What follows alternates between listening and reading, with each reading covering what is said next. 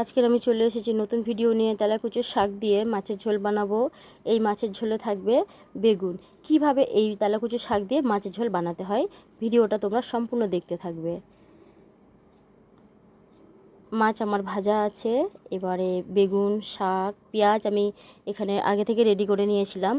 মাছও ভাজা হয়ে গেছে। এবারে আমি কি করব, কড়াই সামান্য তেল দেব আর গোটা জিরের ফোড়ন দিলাম। আমাকে দেখে তোমাদের মনে হতে পারে খুব কিপটে, আমি বলতে পারো, কোনো ব্যাপার নয়।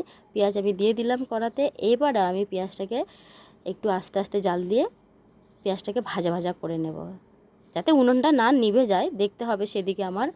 তারপরে আমি এটাকে পেঁয়াজটাকে ভালো করে দেখো ভাজা ভাজা করে নিচ্ছি। বেশি তেল গরমের সময় একদম খাবে না তোমরা, আমিও খাচ্ছি না।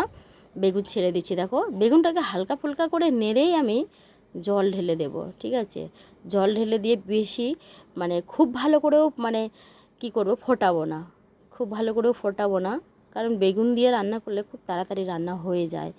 মাছটাকে যখন দেব তখন আমি ঢেকে দেব। এখন উনুনটা খুব জোর জাল দিয়েছি।